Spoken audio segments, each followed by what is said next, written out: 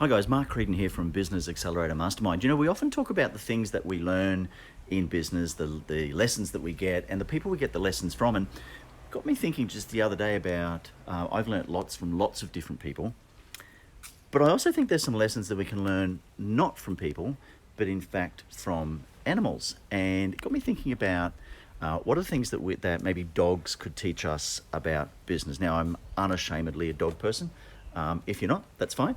But I know that over years, my dogs have taught me a bunch of things. So I've come up with 10 things that I think that we can learn from dogs. Number one, they live in the moment. They don't think so much about what's gone on in the past. They don't worry about the past. They don't think about the future. They just live for what's happening right here, right now, in the moment. Now, I know that in business that you need to think about what's gone on in the past, what are the lessons that you can learn from the past. We need to think about how do we plan for the future.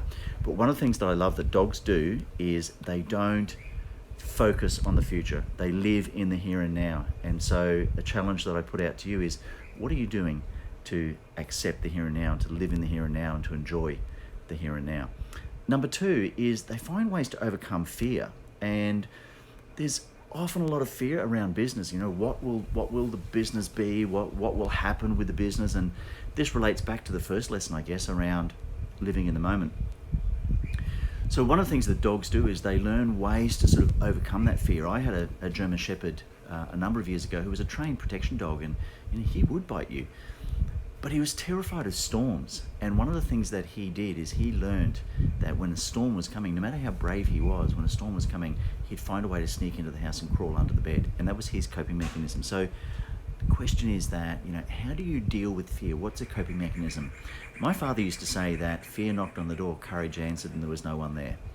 So number two lesson from dogs is they find ways to move past their own fears. They find coping mechanisms. Number three is they don't hold grudges. Yeah? So dogs never hold a grudge. My dog's right here next to me now. I didn't take him for a walk this morning, part of our normal morning routine. He hasn't held a grudge against me as a result.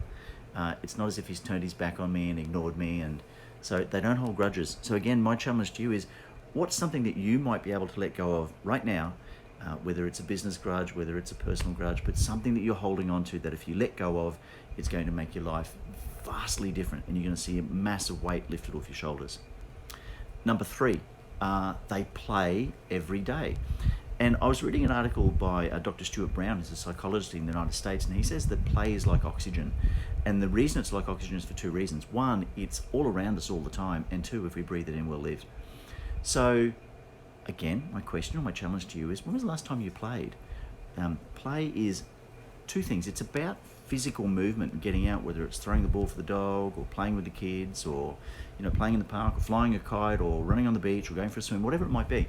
But it's about playing. So it's about physical movement. But it's not just about physical movement. It's also about psychological well-being or mental health, and the release of dopamines and all the neuropsychology that goes around it we won't get into now. But again, my question to you is, when did you last play? And what are you going to do about actually just playing? What's something you can do that puts you more into a play mode? And what can you do in the next, say, 2 days to actually put you into that play mode? Number five is they jump for joy when they're happy. When was the last time you just showed unabashed joy?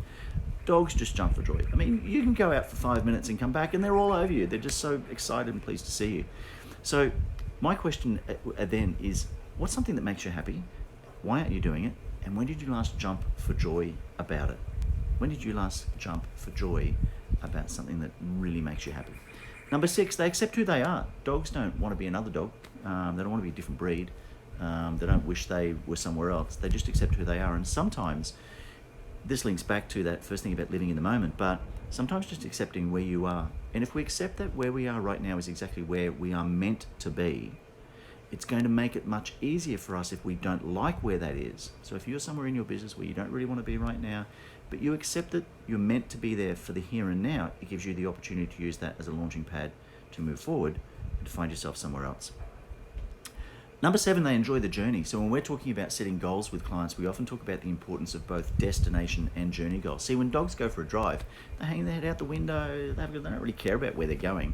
I ask my dogs if they want to go for a walk. They don't say to me, well, hang on a second, where to first before we decide if we want to go. They don't care about the destination. The destination could be the park, the beach, the places they love, or it could just be around the block. So sometimes you have to stop and actually enjoy the journey. It's really important when you're setting goals to not just set destination goals, but to set journey goals along the way so that you can celebrate the achievement. You can see these are all kind of linking in. Celebrate the achievement, enjoy the journey. It's kind of a little bit like being in the moment, jumping for joy when you're truly happy. Number 8, they're loyal and they're dependable. They understand who their pack is. So dogs are pack animals. My best mate is a dog trainer, dog handler. We often talk about the link back to wolves and packs. And they are pack animals. They understand who their pack is. So who's in your pack? Whether it's your work pack, whether it's a pack of colleagues, suppliers, contractors, alliance partners, referral partners, whatever it might be, who's in your pack? And how do you show loyalty to your pack? The second part of that, of course, is with people who show loyalty to you. When was the last time you acknowledged that? When was the last time that you actually showed appreciation for that loyalty that's being shown to you? Number 9, they drink lots of water. My dogs drink lots of water. Good thing to do. Rehydrate your body. They know what their body needs, and so they drink lots of water. Number 10 is they love unconditionally. This isn't about, I'm not talking about romantic love or holding hands and singing Kumbaya. I'm just talking about actually showing, if we're talking about love in terms of affection, support, loyalty, attention, appreciation, gratitude, they do that unconditionally. And it makes me think in business, when was the last time that you kind of loved unconditionally? When was the last time that you acknowledged something that your team have done for you, that your colleagues have done for you, suppliers, whoever it might be? When was the last time you loved them unconditionally? 10 things I think dogs can teach us about business. Looking around at my dogs at the moment, maybe the 11th thing is how to have a sleep on a nice sunny day. There's 10 things that I think you can apply in life and in business that I know my dogs have taught me, and I hope that there's something that's taught you as well. Talk soon, guys.